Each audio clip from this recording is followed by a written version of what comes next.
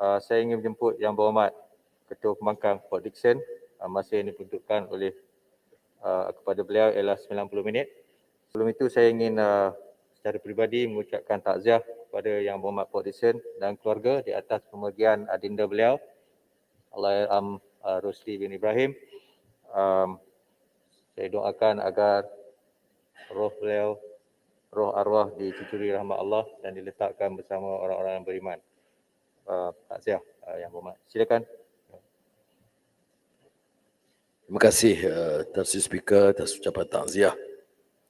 Juga ahli-ahli yang berhormat yang ramai daripada pelbagai parti yang telah sampaikan kepada saya semalam dan pagi tadi, dan juga masyarakat yang bersama. Mudah-mudahan Allah Subhanahu Wa Taala merahmati dan mencucuri rahmat ke atas rohnya. Saya mulakan dengan mengucapkan dan junjung kasih ke atas ucapan dan titah ke bawah Duli Yang Maha Mulia Seri Paduka Baginda Tuan Agong yang agak menyeluruh, menyentuh awalnya soal memorandum persefahaman, pengangguran, COVID-19, banjir, pengurusan hutan dan pelbagai. Jadi izinkan saya, Tan Sri Speaker, untuk membahaskan isi kandungannya dan memohon perhatian kerajaan terutamanya tentang permasalahan yang dirungkai.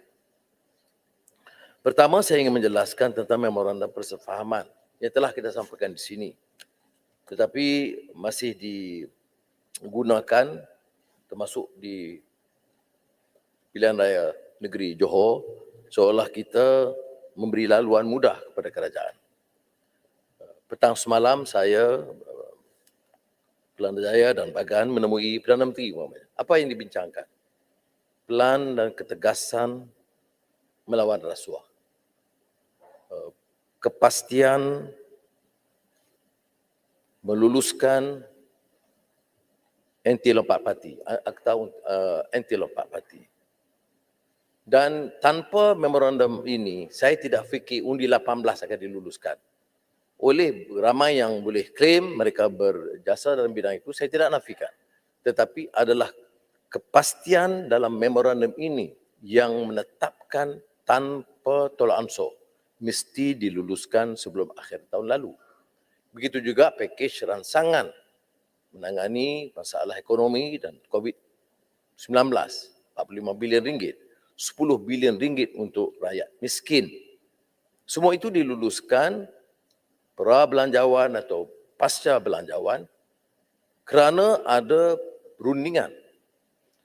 Politik kita harus batang. Kita tidak boleh warisi sistem yang lama. Bila orang tidak bersetuju, tempatnya di penjara. Kalau bersetuju, diangkat dan diberi anugerah tambahan. Jadi sikap dendam, kesumat, nafsu serakah politik ini harus dihentikan.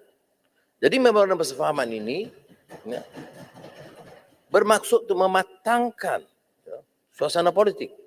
Tetapi soal lawan bantah kita terus.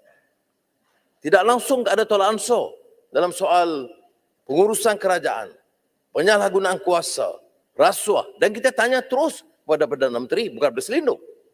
Ya, sama ada di Dewan, di luar Dewan, di khalayak umum ataupun bersama dalam rundingan dengan Perdana Menteri atau rakan-rakan yang lain. Jadi saya ingin tegaskan hal yang sedemikian supaya kita faham maksud memorandum ini tidak untuk memberi laluan mudah kepada Perdana Menteri mengekalkan kuasa. Bukan perjanjian untuk memberikan isyarat nyata bahawa Perdana Menteri akan kekal tanpa dicabar. Tidak ada peruntukan yang melarang cabaran, bantahan atau penolakan kedudukan Perdana Menteri. Tetapi selagi ada persefahaman dan ada perundingan, seperti mana dengan kerjasama Tan Sri Yang Di-Pertua, suatu kemajuan yang besar dalam soal reform parlimen. Saya ucap terima kasih. Select committees dan perundingan-perundingan diteruskan. Dan tentunya tidak menepati semua matlamat kita. Kita tahu dalam PH kita bukan pemerintah. Tetapi kita juga tahu bahawa dalam keterbatasan yang ada kemajuan yang tidak boleh dinafikan. Tapi ia tidak memenuhi maksud kita tentang kebebasan badan kehakiman, kebebasan badan penguasaan, kebebasan SPRM, itu yang tertera dalam matlamat kita yang belum tertunai. Tetapi kemajuan ke arah itu sebahagian besarnya telah dapat dirungkai. Ini saya nak jelaskan supaya suara-suara yang enggak terdesak di luar sana dapat juga dimengerti supaya tidak ada tomahan yang keterlaluan. Ya, tidak ada salah untuk orang menegur, saya tidak ada masalah, tapi untuk mengatakan bahawa ini laluan mudah, ya, supaya memberikan ruang terbuka untuk kerajaan melakukan apa sahaja. Ya. Ini saya fikir tidak benar. Saya nak mulakan juga dengan satu soal tentang permasalahan yang kita hadapi. Semalam dalam jawapan Perdana Menteri mengatakan ada sekurang-kurangnya dulu dalam penguatkuasaan atau pendakwaan terpilih, selective prosecution. Masa itu giliran saya sudah habis. Dia sama ada selective prosecution, malicious prosecution, itu diketahui umum, dibangkitkan oleh Majlis Peguam, ditegur oleh badan-badan guaman antarabangsa dan International Legal Fraternity, ya, berlaku dengan parah sejak dulu. Jadi kalau Perdana Menteri mengandaikan di bawah kerajaan PH berlaku pendakwa terpilih, tidak ada halangan sama sekali untuk peguam negara membuka fail-fail tersebut. Jangan bagi alasan, ya, dan berikan sindiran seolah-olah ada. Kalau ada, silakan. Oh, ada dibangkitkan seorang konglomerat besar yang dilindungi kerana anaknya terlibat dadah. Siasat. Saya tidak di sini untuk mempertahankan konglomerat kaya yang rasuah. Tidak. Tetapi saya syorkan kepada Perdana Menteri supaya menetap memastikan peguam negara sama ada yang sekarang atau yang dulu, dan yang sekarang ini boleh buka semula fail. Dia tidak ada time bar untuk kes-kes jenayah. Jadi oleh demikian, kalau benar dakwaan Perdana Menteri sekarang, sila buka. Dan bagi saya ada baiknya supaya kadang-kadang orang-orang yang berdegar-degar cakap soal rasuah itu tahu hadnya bila dia sendiri atau keluarganya terpalit dengan jenayah atau rasuah. Sebab itu saya menolak andaian yang mengatakan umpamanya ini soal sikap, terutama orang Melayu ini boleh terima rasuah. Pandangan sedemikian itu masih berterusan di kalangan pemimpin-pemimpin Melayu. Ini penyakit yang harus diobati bermula dengan sikap pemimpin. Mula Melayu malas. Kemudian Melayu senang terima rasuah. Dan menjadi budaya. Ini pandangan diberikan tentang Filipino, masyarakat Indonesia, orang Jawa. Ini pandangan sebenarnya sangat jumud dan kolot. Saya nak sebut umpamanya pada tahun 1890, Jose Rizal, yang saya anggap sebagai the precursor of Asian Renaissance, ya, dalam La Solidaridad 1890, menyebut bagaimana sikap Eropah, terutama Spanyol, yang menganggap orang-orang Filipino ini malas, ya, dengan menganggap mereka ini indolent colonies, badly nourished, has no hope, toils for others, and works only under force and compulsion. Jose Rizal 1890 telah meneka sikap yang ditanam oleh penjajah Spanyol ke atas minda rakyat Filipina. Dan di kalangan elit dan golongan terdidik juga terpukau dengan kempen dan pandangan yang sedemikian. Banyak kupasan-kupasan lain. Lepas itu Paulo Freire, Pedagogy of the Oppressed, menganggap pandangan yang sedemikian itu saingan menebal. Tapi sikapnya bermula daripada elit penguasa. Elit penguasa yang jadi tali barut penjajah. Walaupun mereka kata mereka ini pejuang kebangsaan dan pejuang nasionalis tulen, tetapi mereka terperangkap captive mind, kata Syed Hussein Alatas.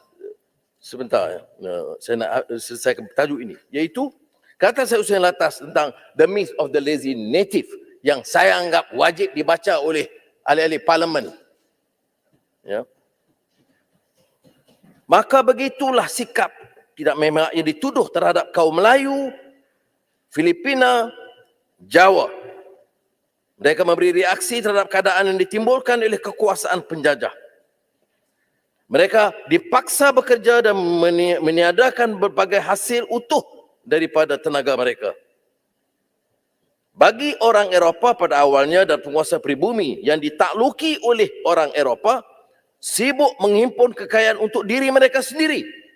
Saya tambah, apa yang dilakukan oleh penjajah pasca kemerdekaan, orang yang mewar-warkan tentang kemerdekaan.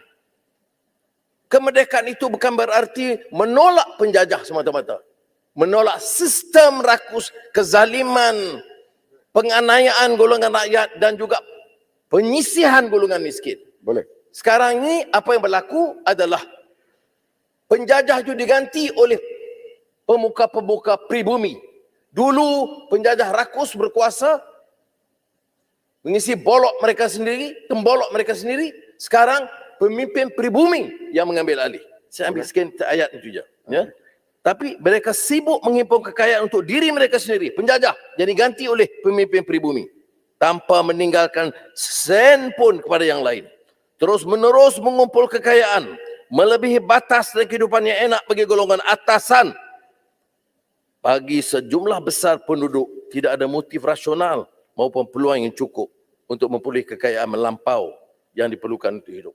Kalau sudah merempat di miskin di kawasan Mani Urai, tanpa program pemasaran, tanpa usaha untuk menambah produktivitas mereka, apakah motivasi mereka untuk meningkatkan? Ini teori yang dijawab oleh semua pakar-pakar ekonomi. Saya kurang bersetuju dengan Ketua Pembangkang. Kata orang Melayu tidak peka soal rasuah ini. Bahkan baru-baru ini bila ada orang yang mencuri di masjid, ditangkap, dimandikan seolah-olah mayat. Itu yang curi berapa ringgit. Orang Melayu peka. Ini kata tadi tak peka. Saya yakin yang curi berjuta nanti akan ditangkap, dimandi, dikapan, diusung ke kubur. Setuju atau tidak? Yang saya sebut dan saya cuba nak ulas ni, saya tak setuju dengan pandangan itulah.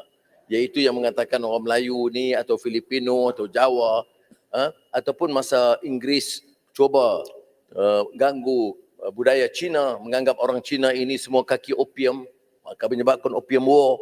Kemudian orang India yang dianggap malas dan memang kotor. Ini sikap penjajah yang diwarisi oleh golongan elit politik, termasuk pemimpin Melayu.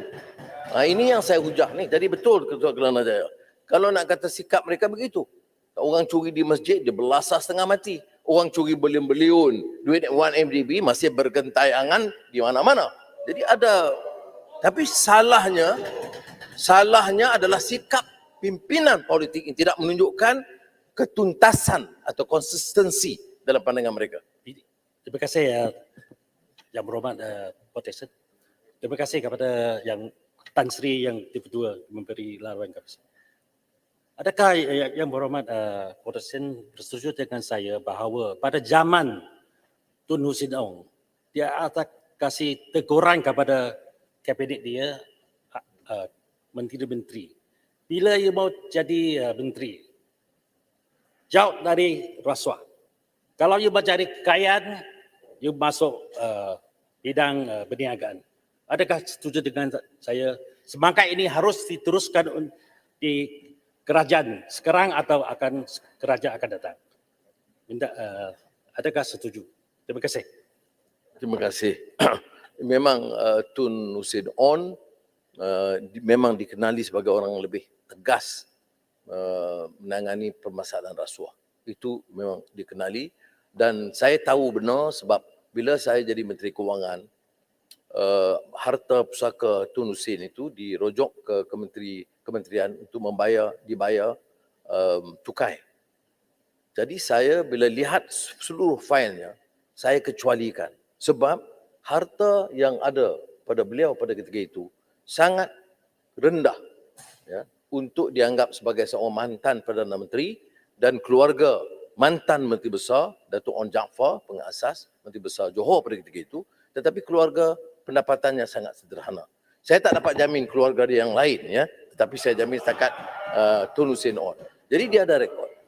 Tun Razak sebelum itu, marhum Tun Razak, Tuan Speaker mungkin ingat, pernah menyebut negara ini menghadapi permasalahan besar, 3C. Ya, pada masa itu dia sebut 3C. Maknanya soal rasuah ini sudah mula dikesan. Dia sebut tentang komunisme pada ketika itu, ya. Communalism. Banyak sikap perkauman yang juga bangkit dan belum terhakis. Dan corruption. Dia 3C. Ya. Communism, communalism, corruption. Dia kata the problem of 3Cs. They will continue to haunt this country melainkan kita ambil tindakan-tindakan tegas. Dan kita kalau tengok rekod Tun Razak, ada orang setuju, tidak setuju, tapi isu politik. Tetapi keprihatinan dia tentang masyarakat luar bandar tidak boleh dipetikai. Dan keduanya tentang kehidupan dia yang jauh lebih sederhana. Sekali lagi, tak boleh saya jamin keluarga dia yang lain. Jadi dari situ, saya sambung tentang soal bersikap ni, tentang apa yang saya bangkitkan semalam. Dan terima kasih kepada Tuan Speaker kerana memberi ruang kepada saya dan katakan bangkitkan soal Bank Negara. Dan memang saya lihat, perhatikan jawapan pagi tadi.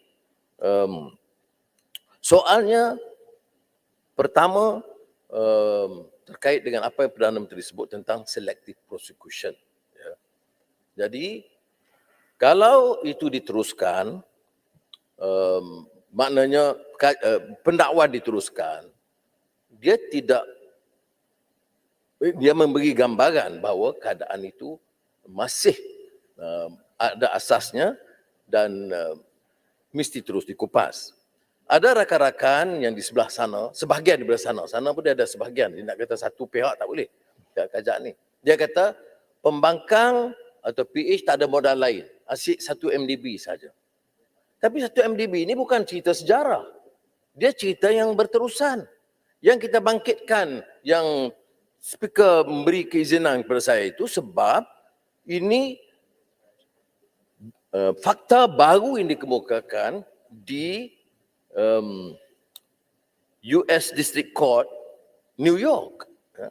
Dan bila kita teliti lagi, pembongkaran itu harus mencuit perasaan kita dan menggesa rakyat bangkit, menolak.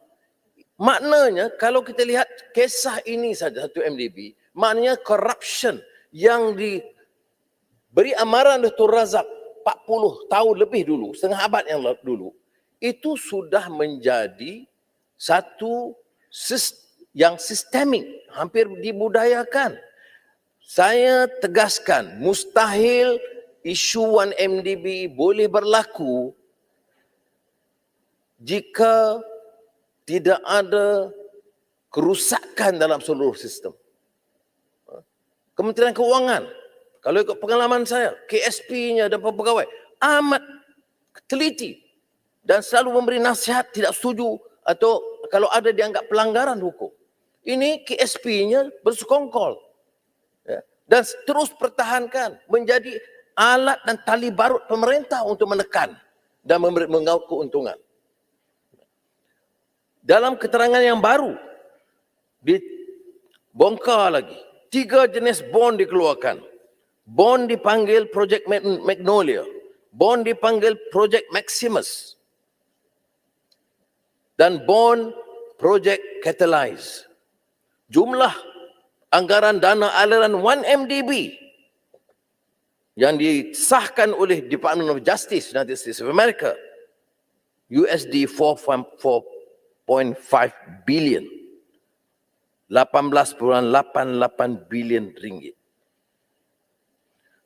2009, bekas pengurusi Goldman Sachs, Lloyd Blankfein, bertemu Datuk Seri Najib Razak pada tahun 2009 untuk meleraikan bond 6.5 bilion, dan ini terkait dengan kepentingan anak-anak.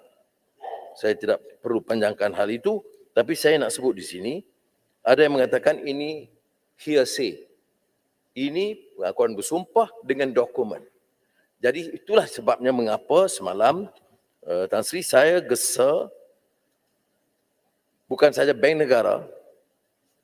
Bagaimana Bank Negara boleh bolos macam tu? Orang sekarang bawa keluar wang RM50,000 kena isi pelbagai borang. Ya, nak isi untuk Bank Negara. Orang boleh keluarkan bilion ringgit terpadam daripada penglihatan Gubernur dan tim Bank Negara. Dia kena jawab soal ini. Dan siasat. Boleh tanya? Tok Sri Ketua Pembangkang, kita kalau nak tahu rumah kita sengit, kita kena duduk jauh, baru nampak rumah sengit. Duduk dalam rumah tak nampak sengit. Sebab itu orang luar nampak Malaysia sengit sekarang, bukan kita yang duduk dalam ni. Setuju atau tidak? Yang tak nampak yang bawa Kertajaya, itu yang mata dia rabun.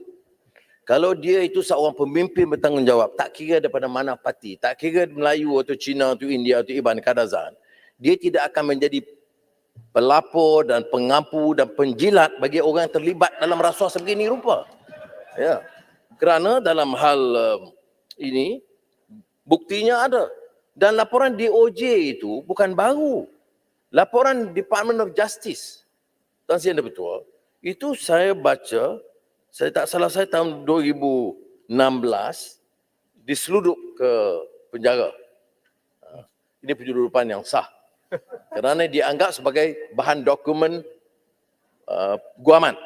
Saya kata ada kes mahkamah, jadi saya beritahu pegawai penjara, ini bahan dokumen guaman, tebal, saya kena baca. Saya baca itu, saya terkejut. Pertama diceritakan wang MDB diguna untuk membayar perjudian di Caesars Palace, Los Angeles. Ya. Itu pun masih ada lagi parti yang mengatakan, yang Melayu, yang Islam mengatakan, oh kita dapati tidak ada kesalahan. Bacalah dulu laporan. Wang MDB disahkan, dia digunakan money trail itu ya. LA, Chicago, New York, London, Singapura. Mana kalau bila pergi ke kasino, dia kena berikan bukan saja wang tunai yang ada di situ atau kredit card, tapi juga bank account. Jadi ini yang ditrail dan dibayar oleh wang yang bersumberkan 1MDB. Ya. Kemudian beli lukisan termasuk Monet. Ya, lukisan yang mahal, pelukis Perancis yang terkenal. Bukan monyet. Kelana Jaya kita monyet, bukan, Monet. Kemudian bangunan-bangunan, harta. Jadi yang banyak. Jadi semua sekarang ini mengatakan perkara ini tidak berlaku dan sudah berlalu. Berlalu bagaimana kita kena bayar puluhan bilion. Ya. Dan ya saya perlu jelaskan sini Tan Sri. Saya bingung kalau sikap begini untuk memberi laluan mudah.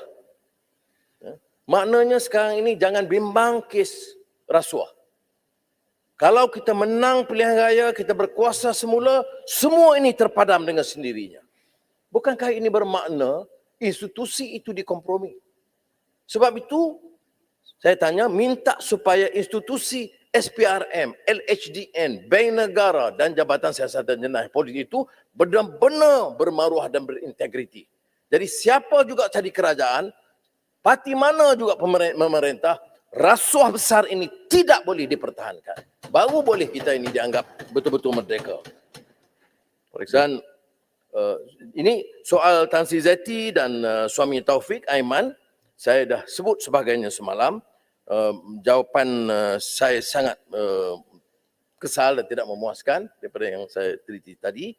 Tetapi Singapura lebih dahulu kerana maklumat yang diperolehi yang mencurigakan kerana masuk ke bank UBS di bawah nama Iron Rhapsody Limited dimiliki oleh Taufik Aiman yang mempunyai nama yang sama, melainkan ada Taufik Aiman yang lain yang juga suami kepada Tan Sri Dr.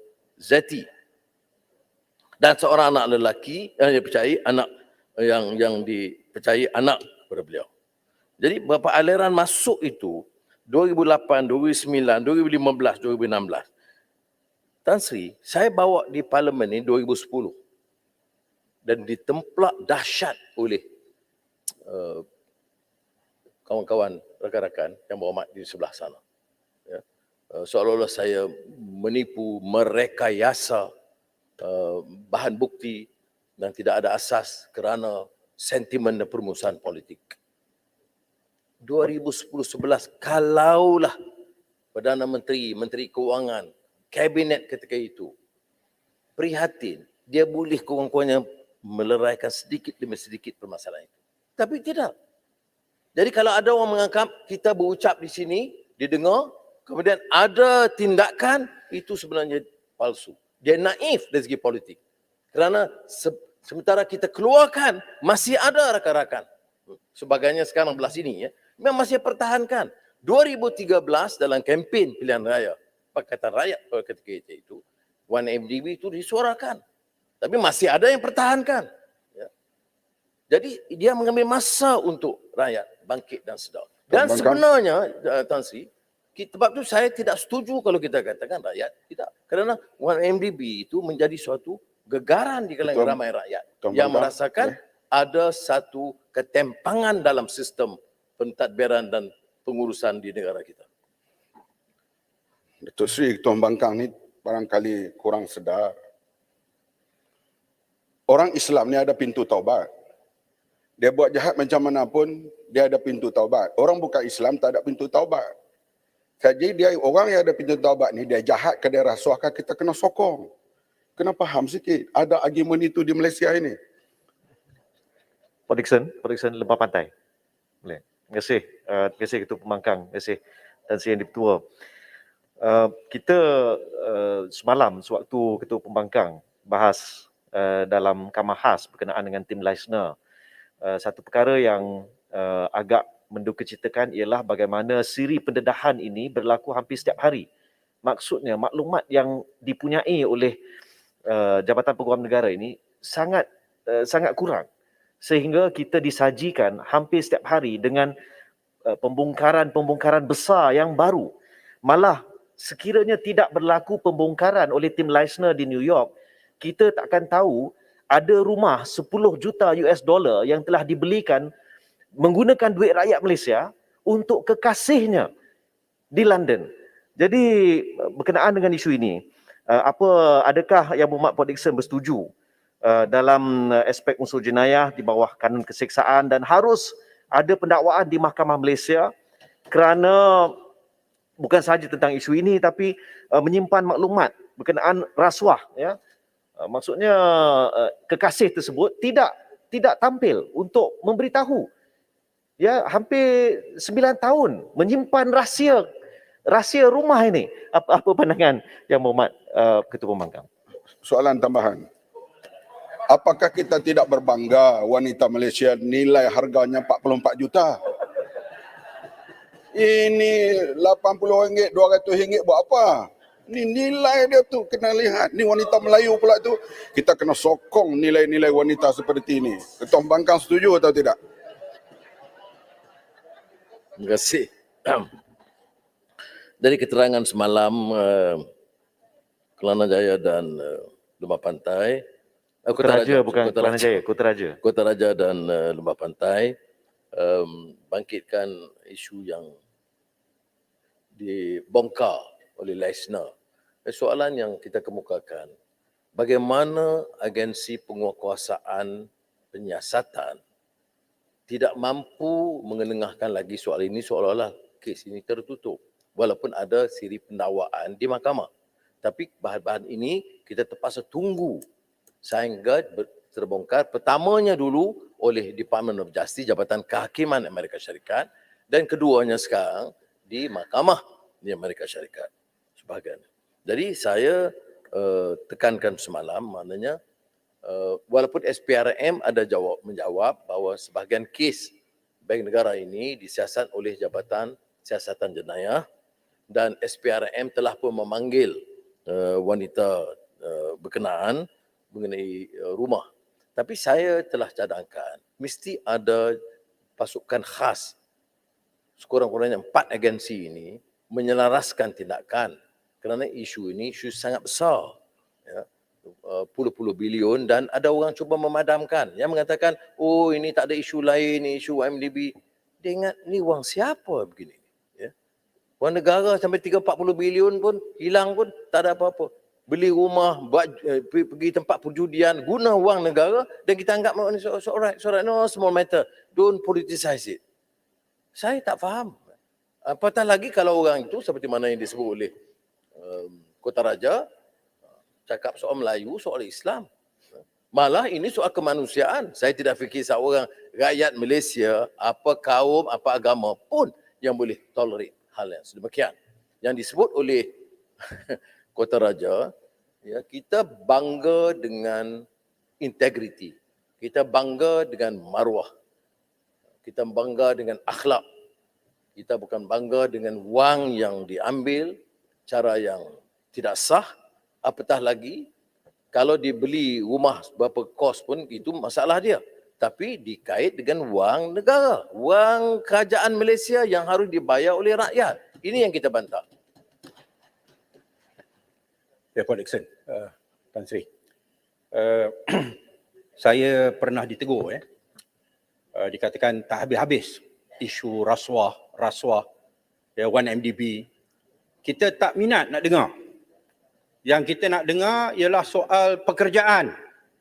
Yang kita nak dengar ialah soal pendapatan. Mana nak dapat duit, makanan untuk rakyat.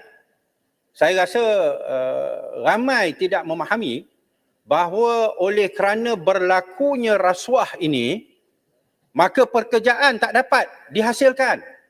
Tidak ada industri, tidak ada sekolah-sekolah baru, tidak ada hospital baru, tidak ada perniagaan baru. Oleh kerana duit habis masuk dalam poket orang dan digunakan untuk menenangkan kekasih dan sebagainya.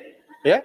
Lalu saya rasa Yang Berhormat Ketua Pembangkang, persoalan rangkaian ataupun hubungan di antara rasuah dan bagaimana ianya merugikan rakyat perlu kita kupas supaya orang faham.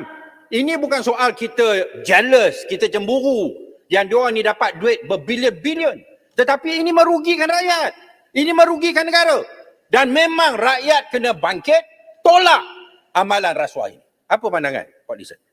Pak Dixon, sikit Pak Dixon. Kau nyerus. Saya cuma nak minta pandangan daripada Pak Dixon tentang apa disebut oleh Kota Raja sebentar tadi. Saya bimbang berlaku salah faham masyarakat terhadap konsep taubat dalam Islam. Kerana taubat dalam Islam tidak menafikan hukuman. Contoh berkaitan dengan mencuri. Jadi saya minta penjelasan lanjut daripada Pak Dixon, ulasan kepada apa disebut oleh Kota Raja tadi. Terima kasih. Terima kasih. Pertama, yang Shah Alam menekankan satu aspek yang penting. Kerana ada orang nak meremehkan, ya, soal rasuah ini. Ya. Dan kemudian kalau jawab pun dia kata yang lain pun rasuah. Kalau SPRM ada bukti, dia ambil tindakan. Saya tidak ada isu tersebut tidak mahu melindungi. SPRM pernah semasa kita dalam PH dalam kerajaan memaklumkan kepada saya tentang beberapa siasatan, mengingatkan saya tentang beberapa rakan yang dicurigai telah mengaut kekayaan. Apa jawapan saya? Silakan. Jangan guna parti atau gunakan kedudukan mereka dalam kerajaan. Kalau orang lain melindungi bukan tugas saya. Jadi sebab itu saya minta supaya ditanya. Tak ada halangan. Ada yang mengatakan mengapa bekas dulu-dulu menteri-menteri kewangan yang kaya raya berbilion, itu semua tidak ada dengar siasatan. Saya tidak pernah bersetuju untuk melindungi mereka. Ya. Jadi oleh yang demikian, kata Shah Alam itu tepat. Ini bukan dia kata, oh 1MDB. Kita tak pernah kata ini satu 1MDB saja, walaupun skala dana 1MDB itu besar. Dan kalau ada bukti yang lain, silakan. Sebaiknya saya rasa sudah sampai ketikanya bila ada tekad politik, political will dalam kerajaan, itu membongkar supaya ia jadi pengajaran untuk generasi akan datang, kini dan akan datang. Kalau tidak, kalau dulu ada satu skandal, sekarang sambung skandal. Jadi dia berterusan. Orang guna kuasa itu, rebutan kekuasaan itu untuk memperkayakan diri, keluarga, sanak saudara. Dan ini yang berlaku dalam negara kita. Sebab itu saya kata pimpinan silih berganti. Nak berikan high moral standing tidak boleh. Sebab kalau dibongkar, banyak yang tercalar. Jadi sebab itu saya setuju dengan Shah Alam. Satu ketegasan dan penerangan kepada rakyat. Tapi kalau polemik di kalangan elit politik ini cuba memadamkan dan cuba pula membesarkan, mendewakan orang-orang yang terpalit besar dengan rasuah. Ini mengaibkan dan menjatuhkan maruah rakyat negara ini. Orang ketawa di dunia. Bagaimana mungkin hal ini berlaku? Kuala Nerus disebut tentang taubat. Apa sebenarnya yang disebut oleh Kota Raja itu menyindir kerana ada orang menganggap biarlah dah taubat boleh. Memang dalam Islam boleh dibolehkan taubat. Ya, ada. Tapi kalau kita mencuri semua, taubat, dia kena proses hukum kena jalan pertama. Keduanya, kalau dia ambil berlion-berlion, lepas tu taubat. Tak ada jalan, tak ada. Betul yang disebut oleh Wabi Kuala Nerus. Bukan maksud itu, ya. Jadi kalau betul dia kena bayar balik. Saya setuju dengan pandangan Kuala Nerus. Tapi yang saya sebut di Kota Raja itu hanya menyindir orang, memudahkan isu taubat ini dibangkitkan. Baik. Timbalan Menteri Undang-Undang di Parlimen bercakap tentang kelewatan penyiasatan itu alasan sekatan VTL antara Malaysia ditutup. Ini bagaimana Timbalan Menteri boleh jawab begitu? Apakah ada bukti dirojok ke kerajaan Singapura? Saya nak tahu, apakah kerajaan Singapura tidak bersedia memberi kerjasama terhadap penyiasatan rasuah berskala besar di Malaysia? Yang saya tahu ada kerjasama. Jadi kita nak gunakan technical point. Apa tidak ada kiriman surat cara sulit, tidak ada. Hal ini berlaku memang boleh. Cuma sekali lagi ia menggambarkan kelesuan, kelembaban, keengganan bertindak tegas dalam hal ini yang menyebabkan perkara ini berlarutan sekian lama. Pak Dickson, Ya. dengan tajuk yang sama, boleh saya tanya sedikit pandangan Pak Dickson. Semalam Timbalan Menteri juga menjawab usul segera Pak Dickson dengan berkata inilah kali pertama agensi kerajaan dapat mendengar fakta-fakta seperti yang didedahkan oleh tim Leisner di the US District Court. Berkenaan dengan apartmen 10 juta US itu mungkin kita boleh terima itu. Tetapi pendedahan tim Leisner yang penting sekali adalah cara di mana bank negara meluluskan pemindahan wang sebilion dalam masa yang sangat-sangat cepat. Dan itu bermaksud memberi maksud yang jelas pemantauan oleh bank negara memang lembab, tak berkesan dan membenarkan duit 1MDB itu dicuri sehingga rakyat Malaysia sekarang kena membayar hampir 53 bilion ringgit. Jadi saya pada pandangan saya mustahil kita tidak tahulah tentang fakta penting itu, iaitu kelembapan pemantauan bank negara daripada dulu 2000 bila episod ini bermula pada 2008-2009. Jadi saya minta pandangan Pak Dickson tentang hal ini. Sungai Buloh ada sejarah. Saya sebut tadi laporan DOJ, Jabatan Kehakiman itu yang saya baca tu 2015-2016. Ya. Dan di situ bahan dan fakta terlalu banyak. Terlalu banyak. Ya. Termasuk yang saya sebut tadi beberapa isu ni.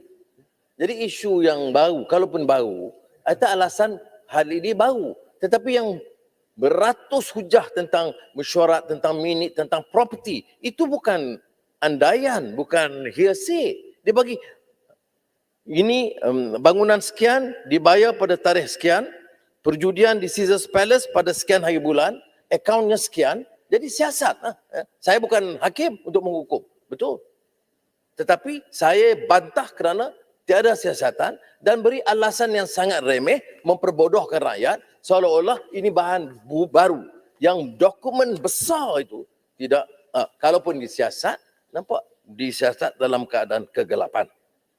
6 November 2013, Leisner dalam projek Catalyze menyatakan pada Perdana Menteri pada ketika itu, tabung haji telah bersetuju untuk memberi beberapa bond tersebut. Umpamanya, dia melibatkan tabung haji. Harus ada persoalan. Ada tak email, ada tak rekod, adakah persetujuan daripada tabung haji. Ya. Jadi, sebab itu saya kata masalah ini sistemik. Dia melibatkan terlalu banyak agensi dan kerana kelemahan ini menyebabkan apa yang kita katakan bahawa rasuah itu sudah merangkul seluruh sistem atau yang dikatakan sistemik. Dokumen yang dibawa dan dikemukakan oleh Singapore CAD kepada penyiasat Malaysia, ya, ini 16.22 juta dolar Amerika itu masuk ke akaun Jolo. Jadi kalau ikut yang hal Jolo terlalu panjang, saya tidak bermaksud untuk menyebut di sini, tapi saya nak katakan bahawa bagaimana maklumat ini menjadi rahsia umum walaupun media terkawal. Media terkawal. Contoh yang saya sebut semalam ialah Astro. Astro itu dimiliki oleh seorang pengusaha biliarder yang besar. Kemudian di bawah Ralph Marshall dan Rohana Rozan. Dan kalau mereka itu terlibat dalam melindungi satu MDB, mana nak harap media akan bagi kerjasama? Dia dah telah terlibat, compromised prinsipal dia dengan YMDB dan parti yang berkenaan. Jadi tentunya tugas dia ialah memburukkan imej pembangkang dan menunjukkan kekuatan parti yang memerintah. Dan ini daripada penguatkuasaan kepada bank negara, kepada tabung haji, kepada media. Jadi seluruh sistem itu berpakat, ini muafakat nasional mereka ini, untuk menghentam pembangkang. Ini yang berlaku dalam kes yang disebut dalam laporan Leisner baru-baru ini, dan saya masih mengusulkan supaya laporan itu dibaca sekaligus dengan laporan DOJ yang melibatkan juga judi dan sebagainya. Dan DOJ report yang berikutnya adalah pada November 1 bulan November 2018, ya, yang di mana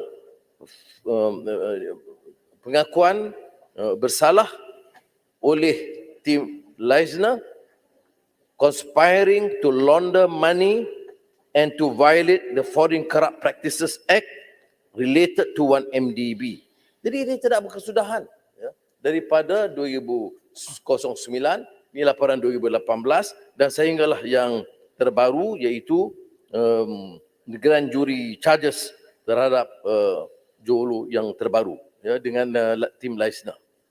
Pak Dixon, balik sikit. Ya. Terima kasih Pak Dixon, terima kasih Tuan Speaker.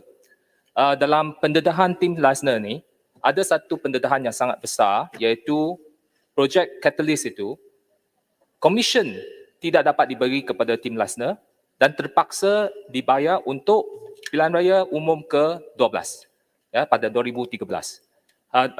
Jadi ini adalah satu pendedahan yang besar di mana wang berbilion-bilion ringgit. Kalau kita masih ingat pada PRU 2013, berbilion-bilion ringgit digunakan untuk pilihan raya, tujuan pilihan raya. Di Pulau Pinang, kita tahu bahawa ada pihak-pihak tertentu bawa Psy, Korea punya K-pop star, Psy ke Pulau Pinang. Di Pulau Pinang banyak ceramah-ceramah, lepas makan free, ada bagi minum free, lepas tu ada beer arak free diberikan kepada pengundi-pengundi. Jadi kita tahu bahawa kalau pembelian undi menggunakan duit itu adalah satu kesalahan dari segi Akta Pilihan Raya, kesalahan Akta Pilihan Raya. Jadi saya minta penjelasan atau komen daripada Ketua Pembangkang, adakah ini satu pembelian undi dan kenapa tiada siasatan daripada SPR tentang blatant buying of votes dengan duit, minum, semua ini dan juga sorokan pelbagai jenis. Adakah perlu siasatan? Terima kasih. Yang Hormat Sikit Pak kalau boleh Pak Dixon, saya tambah. Baling. Terima Saya kasih sambung. Yang Hormat Pak Dixon. Terima kasih kerana beri laluan. Yang bayan baru tadi tu betul lah. Kalau masa 2013 pun Pulau Pinang DAP menang juga, bagi minum ke apa ke tu tak apalah. Cuma saya nak tanya sedikit penjelasan dengan Yang Berhormat Pak Dixon berkaitan dengan yang pendedahan tadi, berkaitan isu tabung haji ada termasuk dalam yang penjelasan yang diberi tim legislative team tu. Saya apakah pandangan dan pendapat Yang Berhormat Pak Dixon sekarang ni mandangan kita tengah buat RCI, apakah elok masukkan topik tersebut dalam RCI tersebut untuk kita mendapat jawapan yang betul dari rakyat, sebab kita ada 9.7 juta pendeposit. Jadi harus kita tekankan dan kalau kita nak telus, kita masuk dalam RCI tersebut untuk kita mendedahkan. Apa pandangan Yang Berhormat Pak Dixon? Terima kasih. Sikit kalau selangor sikit Pak Dixon, menyambut daripada beberapa MP sebentar tadi, kita memerhatikan on record, ya, Bank Negara ketika itu Yang Berhormat Pak Dixon, ya, mengenakan satu hefty fine terhadap M-Bank. Ya, Disember 2015 saya membangkitkan perkara ini dan mahukan ketika itu, ya, mengapa hanya dikenakan 53.7 juta sebagai fine, ya, kepada salah laku yang dilakukan oleh M-Bank, sementara pada ketika itu lagi kita lihat JP Morgan was dikenakan satu, ya, penalty sebanyak 8.5 bilion dan HSBC, ya, USD 1.92 bilion. Dan ketika itu lagi, andainya kalau tidak ada rot seperti mana yang disebutkan oleh YB Subang, tak silap saya tadi, menyebutkan kalaulah kereputan dan the systemic rot dalam banking system kita tu yang dilindungi, ketika itu lagi kita telah dapat membongkar pengubahan wang yang dilakukan oleh MDB. Perkara ini telah menjadi satu yang sangat syarat the systemic rot seperti mana yang disebutkan oleh Pak Dixon. Terima kasih. Tuan Sri Speaker, saya akan teruskan nanti tanpa banyak pencerahan sebab saya nak habis tajuk lain. Boleh saya komen sikit? Sebenarnya banyak yang kita salah guna pencerahan tu kan. Pencerahan tu hanya untuk penerangan atau penjelasan, tapi ramai yang mengambil kesempatan untuk berbahas. Jadi tak cukuplah masa untuk Yang Berhormat Ketua Pembangkang, saya bagi 90 minit. Bayan baru tanya sebab jika ada bukti tentang rasuah, SPR harus bertindak. Tapi kita tahu memang ada masalah di sini. Saya setuju dengan bayan baru supaya ada siasatan dan SPR juga sebagai satu badan lebih berintegriti untuk mengambil langkah-langkah yang lebih berani, tegas untuk menghalang rasuah yang ketara dalam sistem pilihan raya kita. Baling mengusulkan supaya kes yang saya bangkitkan tadi tentang bond tabung haji itu disiasat oleh Suruhanjaya Diraja. Saya setuju, ya, kerana perkara ini tuduhannya agak besar yang melibatkan pencarum tabung haji yang ramai. Jadi saya setuju kalau ada Suruhanjaya dan juga mengambil kira keterangan Lesner tentang wang tabung haji juga digunakan dalam kes 1MDB. Kuala Selangor bangkitkan tentang bukan saja tentang bank yang mendapat yang didenda, ya, tetapi Goldman Sachs. Semua sekarang orang tahu bahawa yang dikatakan kejayaan oleh Menteri Kewangan denda Goldman Sachs itu terlalu kecil, ya, ketimbang berbanding dengan apa yang berlaku, ya. Di sini dianggap major success. Tetapi kalau kita lihat apa yang berlaku, JP Morgan, HSBC, itu jauh lebih tinggi. Jadi ada permasalahan besar dalam bentuk rundingan ini. Dan kita nak tahu peguam mana yang digunakan, Apakah peguam itu pula dapat komisen dalam penyelesaian mudah begini? Saya tanya, siasatan itu harus diadakan. Sudahlah kita kena tipu. Sudahlah kena rugi. Kemudian tampuk tipu lagi. Ya. Dan rakyat nak dapat RM40 tambahan pun tak ada. Cuma masa pilihan raya adalah kot RM100 tiap mengundi. Tetapi yang kita rugi ini puluhan bilion ringgit. Saya dalam satu sidang conference Bloomberg di Singapura, masa itu pengurusi Goldman Sachs di depan saya. Dan saya sebut, satu MDB ini tidak mungkin berlaku kalau badan-badan keuangan antarabangsa seperti Goldman Sachs itu tidak complicit in the crime. Ya. Dan dia tak berani saman saya. Saya sebut begitu. If international financial institutions such as Goldman Sachs is not complicit to the crime, this cannot happen. Jadi maknanya ya, tapi baguslah dia tak saman lah. Saya cakap itu dengan depan pengurusi dia dan nyata dia tak boleh nafi. Jadi apa yang berlaku ialah guntingan dengan Kementerian Keuangan untuk selesaikan. Tuan Speaker, hal ini harus menyentuh. Bagi saya, mengulas apa yang disebut oleh Perdana Menteri semalam tentang pendakwaan terpilih, saya ingin tegaskan di sini. Soal rasuah ini mesti dihadapi, tangani secara menyeluruh, secara bebas. Dan kita bukan di sini untuk pertahankan sesiapa. Apa yang disebut? Ya. Tetapi tidak meyakinkan kerana masih ada kelemahan-kelemahan asas. Masih ada, seperti yang kita tahu, tokoh-tokoh yang masih bermerajalela bicara tanpa ada kesungguhan kerana pertimbangan politik.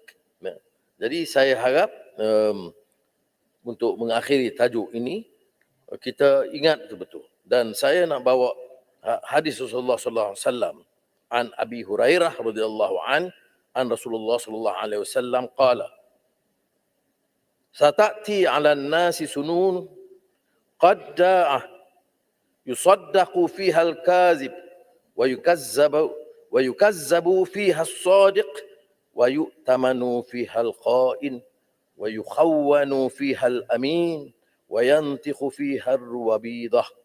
Qila wa ma ar-ruwabidah? Qala as-safih yatakallamu fi amril ammah. Ini di antara hadis riwayat Ibnu Majah yang sangat mengesankan. Apa makna? Rasulullah SAW bersabda daripada Abu Hurairah radhiyallahu an, akan datang tahun-tahun penuh dengan kedustaan yang menimpa manusia. Pendusta dipercaya, orang yang jujur didustakan. Amanat diberi kepada pengkhianat. Orang yang jujur dikhianati. Dan Ruwaibidah turut bicara. Lalu ditanya kepada Rasulullah SAW, apakah Ar-Ruwabidah itu? Rasulullah SAW menjawab, orang yang bodoh yang menguruskan perkara am. Dan ini amanah diserahkan kepada orang yang tidak berkelayakan. Ini peringatan kepada kita semua. Jangan anggap saya tuju ini kepada pemerintah. Ini satu peringatan kalau kita ini ahli parlimen dan dianggap elit politik, tidak ada satu tekad untuk membersihkan negara ini, pasti akan menuju malapetaka kehancuran. Dan tidak ada orang yang siuman, yang yakin bahawa kita sungguh-sungguh nak banteras rasuah di negara kita. Dan oleh demikian harus ada suatu semangat dan azam baru untuk mengikis penyakit ini. Saya bawa sekarang kes yang sebenarnya menyentuh rakyat. selain daripada rasuah tadi. Kos sara hidup dan inflasi. Ya. Inflasi meningkat walaupun selalu dikatakan peningkatan itu tidak seteruk negara-negara jiran dan negara lain. Tetapi kita tahu indeks inflasi negara yang diukur daripada indeks harga pengguna meningkat 2.3% kepada 12409 berbanding 122 pada tahun yang sama sebelumnya. Makanan yang paling terkesan, ya, 3.6%, maknanya tinggi daripada yang lain. Harga minyak sayuran rekod tertinggi serta meningkat 10% pada Oktober 2021. Harga bijiran daripada 22 meningkat lebih 22% berbanding tahun sebelumnya. Gandum 40% dalam tempoh 12 bulan. Kos produk tenusu meningkat 16%. Ini peratus-peratus ini tidak meyakinkan. Angka dan data ini boleh mengelirukan. Statistics do lie. Kerana realiti di bawah itu adalah susah orang hidup, makan dalam keadaan harga barang naik dan gaji tidak naik. Dan ini soal gaji juga ada kaitan dengan soal harga barang. Ada syarikat-syarikat yang catat untung puluh bilion. Tetapi bila kita cakap soal gaji minimum bukan saja kerajaan, yang swasta pun ada keengganan. Ladang-ladang, syarikat bala, ladang-ladang kapas sawit yang untungnya cukup tinggi. Tetapi pulangan bagi golongan pekerja rendah itu sangat kecil.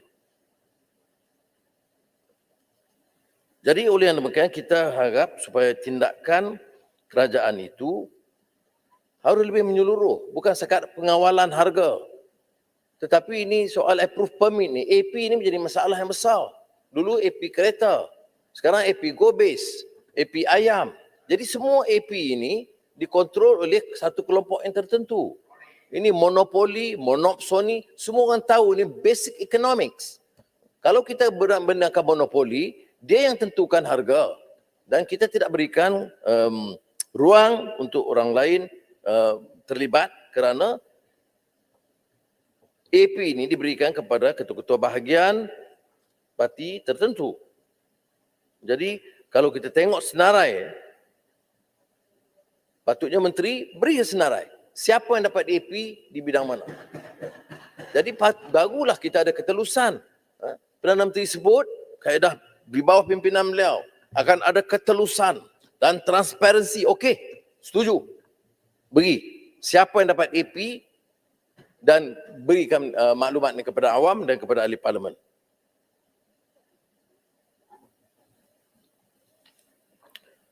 Kemudian soal food security atau keselamatan makanan dibangkitkan dan kita tahu yang antara yang paling terkesan adalah petani-petani dan sawah padi dan kebun kecil. Tetapi lagi harus ada langkah-langkah yang lebih proaktif oleh lembaga pemasaran juga. Kerana kalau kita lihat kesenjangan perbezaan harga di antara Kuching Kuala Lumpur atau Labuan Kuala Terengganu, Perlis, itu jauh sangat. Kalau kata di Semenanjung saja, bawang merah Kuala Terengganu RM5, Perlis RM8. Jadi dia ada kelebihan apa yang Prof. Darajat Engku Aziz menyebut irregularities in the marketing infrastructure. Dia tulis 61. It's still irregular. Walaupun kita ada farmer sekarang. Masa itu belum ada farmer. Ada farmer tetapi tidak. Kalau dibandingkan dengan Labuan, lagi teruk. Kuala Terengganu RM5, Perlis RM8, Labuan RM25. Maknanya orang kalau pendapatan rendah tak belilah bawang merah.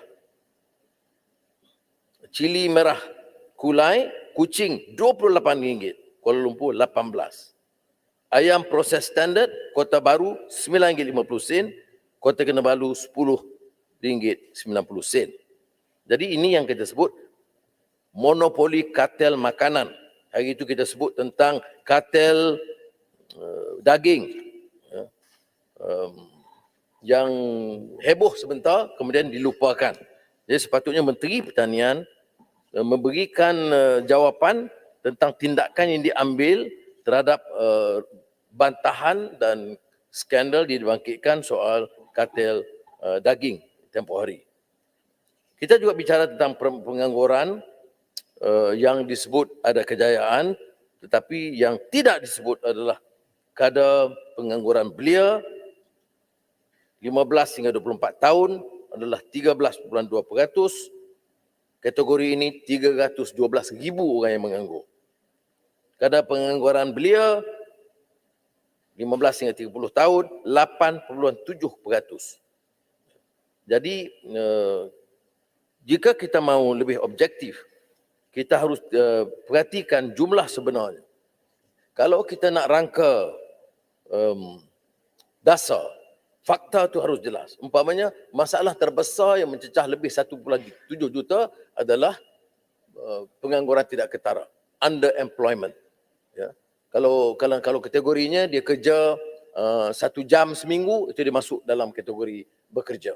Tapi hal-hal ini harus dijelaskan supaya skim jaminan perencanaan pekerjaan, dana kerja dan lain-lain yang disebut itu ada kejayaan yang terbatas.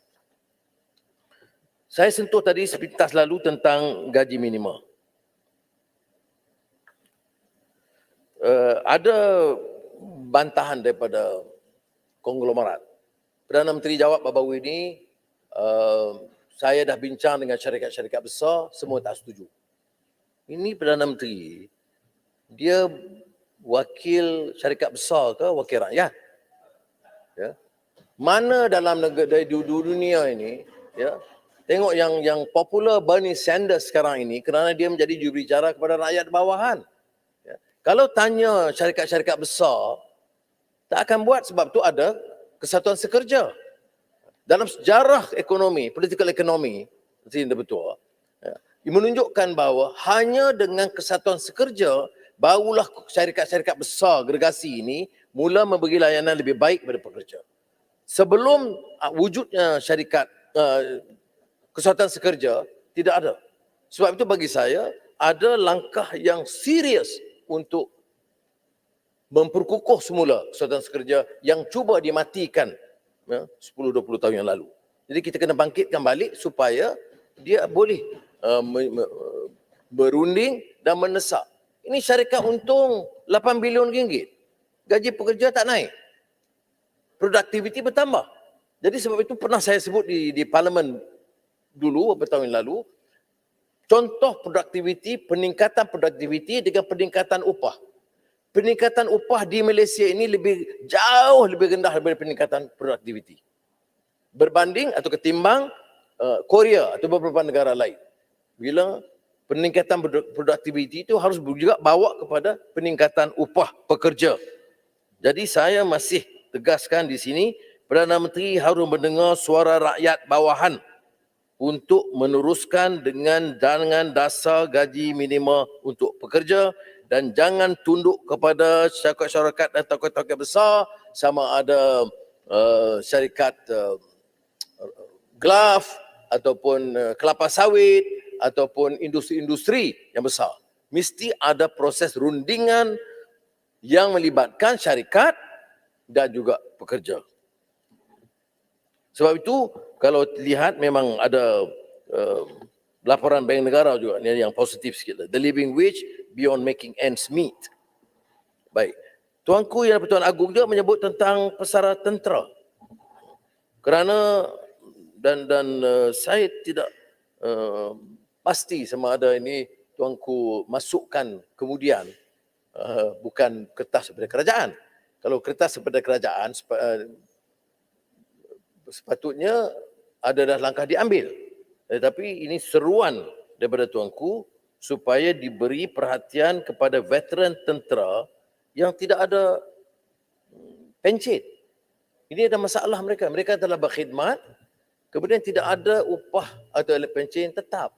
Sebahagian besar pengalaman saya di Port Dickson, memang ada masalah.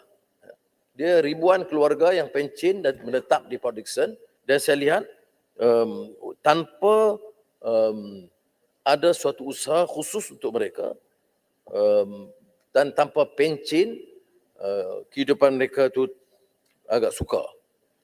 Satu perkara yang disentuhkan oleh Pertuan Agong adalah alam sekitar dan perubahan iklim. Ini agak menarik kerana penekanan yang diberi itu tinggi.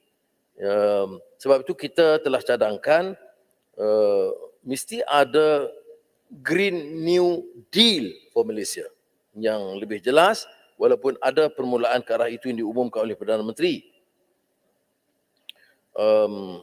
Tetapi saya tegaskan di sini, ya,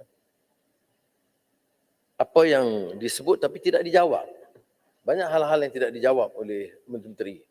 Jadi speaker kata memang tak boleh diarah, ya. Tetapi saya ingat parlimen mesti ada satu sistem di mana kita senaraikan persoalan yang dibangkitkan dan yang jawapan yang belum diberikan. Jadi sekurang-kurangnya kita tahu, kalau tidak kita bercakap sini, dia tak jawab. Saya sebut lagi itu umpamanya. Banjir di beberapa negeri, ya, termasuk Pahang, yang melibatkan syarikat balak. Balak besar sampai ke tangga rumah dia. Dia tak dapat, dia dapat bala, bukan balak, bala. Ya. Dan saya cadangkan, sekurang-kurangnya syarikat balak itu bagilah ganti rugi sedikit, ya, kepada rumah-rumah terjejas oleh banjir. Tak ada jawapan. Yang sekarang saya tahu belum.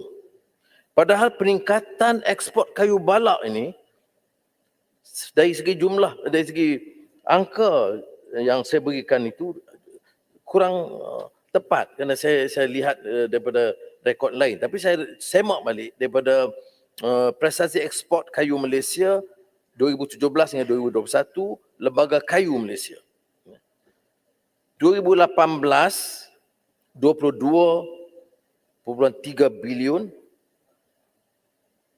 2020 22 bilion, 2021 17.9 bilion ringgit.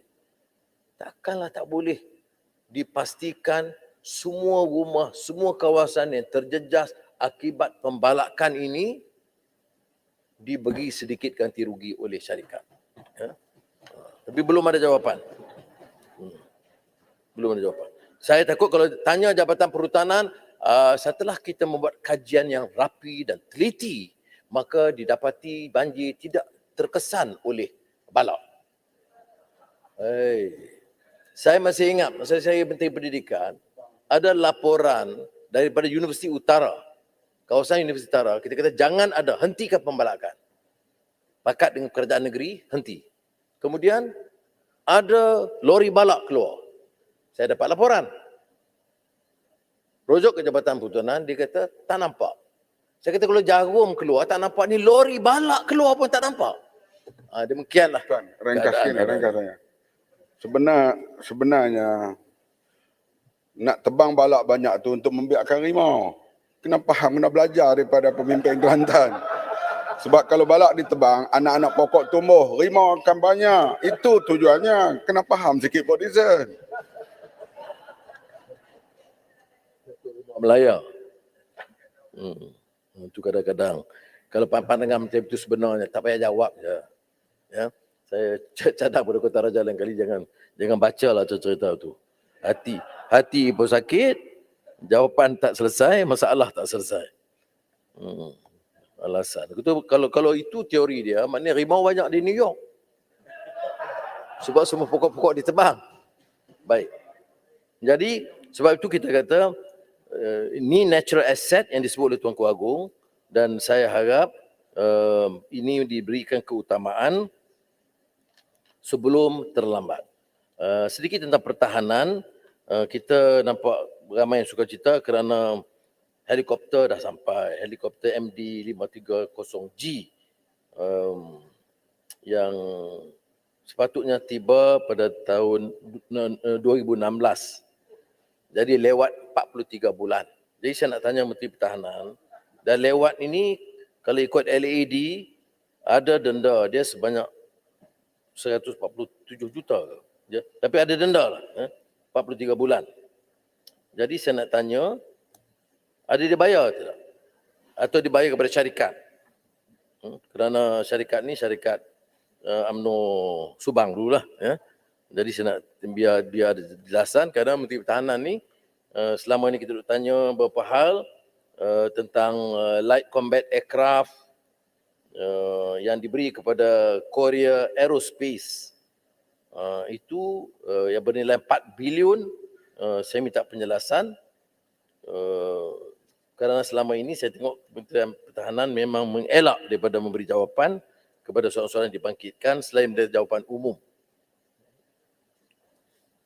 Baik. Di helikopter selesai. Now, soal luar negara ni ya, saya soal Palestin dan konflik Rusia-Ukraine. Soal Palestin pertamanya, saya harap kerajaan konsisten menyuarakan kerana keganasan Israel berterusan, kawasan yang dirobohkan, dirampas masih lagi bertambah. Jadi selama ini Malaysia dari segi ini konsisten. Saya harap Menteri Luar terus menyuarakan dengan lebih lantang hal yang sedemikian. Begitu juga tentang konflik Myanmar. Myanmar ini jiran kita. Jadi kita cakap soal Palestin, Ukraine, kemudian kita agak lemah sikit tentang Myanmar dan nasib Rohingya. Saya tidak fikir menusabah. Yang mengenai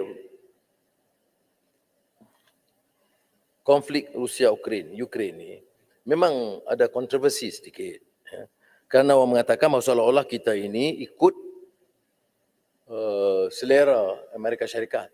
Saya nak sebut keganasan dan penaklukan Amerika Syarikat baik di Iraq atau campur tangan di Syria ataupun Libya tak pernah kita sokong.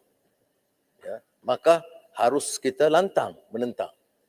Tetapi dalam hal nada yang sama, kita juga tidak boleh mengizinkan dengan apa alasan pun penaklukan Rusia ke atas Ukraine. Ya.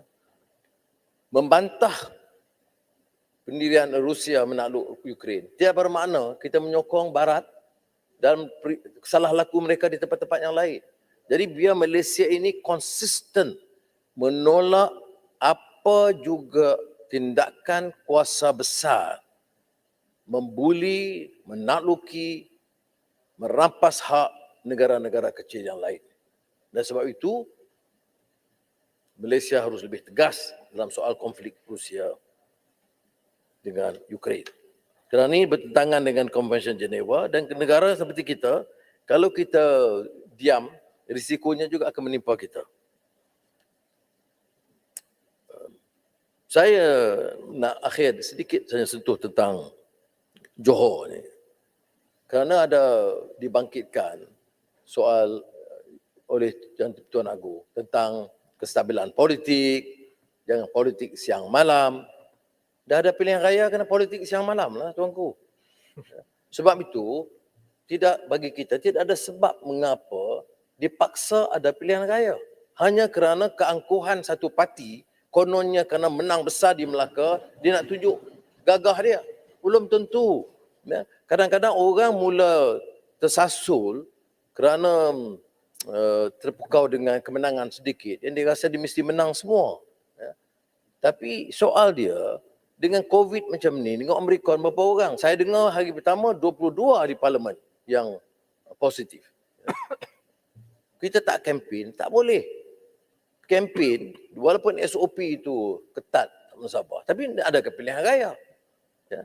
Yang nak sangat pilihan raya Boleh, sebab apa? saya nak beritahu peristiwa semalam. Tuan Bangkang, semalam saya menghadiri satu ceramah di Johor sebelah Iskandar Puteri. Kemudian denda kompaun RM3,000 di atas 3 kesalahan. Yang pertama, penceramah tak pakai mask. Sedangkan dalam parlimen kita tak pakai bila bercakap. Yang kedua, tak ada lorong masuk dan keluar. Sedangkan ceramah di luar dewan, nak masuk ke mana, nak keluar ke mana. Yang ketiga, SOP. Jadi ini denda RM3,000 bagi kami ni memang teruk sangatlah. Dan Perdana Menteri berjanji, saya semalam cakap Perdana Menteri, kita kempen boleh sampai pukul 11. Perdana Menteri kata kenapa tidak sampai pukul 12? Apa beza COVID pukul 10 dengan COVID pukul 12? Tapi Cakap lain, yang dilaksanakan di sana lain. Ini yang jadi masalah pada kita. Setuju tak Ketua Pembangkang? Perdana Menteri dalam pertemuan kita memberi pengakuan untuk dilonggarkan sedikit. Pilihan raya kita tak setuju. Ada orang kata kadang kita takut. Tapi masalah inilah. Ada pilihan raya tak boleh kempen. Kempen 100 orang. Tempat dalam dewan. Jadi banyak syarat-syarat dia. Kalau kita buat SOP maknanya ada social distance, saya setuju. Mesti pakai mask, saya setuju. Tapi kena bagilah kelonggaran. Pilihan raya apa kalau macam ini? Ya, tapi sebenarnya motif dia adalah memenangkan satu pihak. Dia tidak adil proses dia. Ya, karena kita dengan keterbatasan kita, ya, tidak ada jentera, yang caranya ada yang menyampaikan maklumat kepada rakyat melalui ceramah-ceramah. Dan ini memang dihalang. Tapi isu di Johor ini ialah isu pengangguran, upah murah dan 400 pekerja Malaysia, kebanyakan rakyat Johor yang di Singapura. Dan kita tak izinkan mereka balik untuk mengundi dan ada sekatan-sekatan yang diteruskan. Kemudian pembangunan ekonomi Johor yang tidak seimbang. Ya, kalau ada pun sedikit pembangunan di Johor Selatan. Kalau pergi kawasan-kawasan Johor Tengah, Johor Timur, itu tidak ada. Jadi dia ada lagi kesenjangan. Jadi saya rasa ada kelemahan besar dari segi konteks pembangunan yang disebut pembangunan rakyat, meningkat kehidupan taraf mutu hidup rakyat yang disebut dalam titah diraja hari Isnin. Kemudian yang lain juga ialah soal perumahan. Perumahan rakyat adalah di antara isu besar yang dihadapi oleh rakyat terutama di Johor Selatan. Jadi saya percaya sepatutnya pilihan raya ini menyentuh hal-hal yang sedemikian. Ya. Dan rekod kerajaan sebelum ini tidak begitu membanggakan dalam menangani ketiga-tiga masalah tersebut. Jadi saya harap sekali lagi isu-isu yang saya bangkitkan ini. Yang Berhormat, Ketua Bangkang boleh? Yang Berhormat. Cuma nak tanya pendapat Yang Berhormat Port Dickson tentang kekeliruan yang sekarang ketara diminda rakyat di antara PN dan BN. Sedangkan dalam kerajaan mereka bersama, tetapi semasa berkempen kita lihat Yang Berhormat Paguh membuat kenyataan-kenyataan menghentam Yang Berhormat Pekan dan juga sebaliknya. Jadi rakyat dalam keadaan begitu keliru. Siapakah yang sebenarnya mentadbir kerajaan? Apakah komen Yang Berhormat mengenai perkara ini? Terima kasih. Ketua Bangkang boleh hantar jaya sikit. Betul. Memang rakyat yang keliru, saya nasihatkan. Kalau PN kutuk BN, BN kutuk PN, kita pilih PH dengan keadilan lah. Ya. Tapi ini dari segi maksud yang ditanya itu ialah kerana kacau bilau lah. Di persekutuan ada kerajaan, satu kerajaan, tetapi dua mazhab. Kemudian di kempen di bawah itu serangan bertubi-tubi di antara satu sama lain. Jadi katanya rakyat keliru. Jadi saya cadangkan supaya rakyat balik kepada pokoknya. Bukan permusuhan peribadi, bukan permusuhan parti, tetapi melihat kepada agenda parti dan harapan kepada rakyat untuk bawa perubahan. Dan harapan kepada rakyat bawa perubahan seperti mana di Johor, penyelesaian masalah ekonomi yang lebih seimbang, menyelesaikan masalah pengangguran dan menyelesaikan masalah perumahan.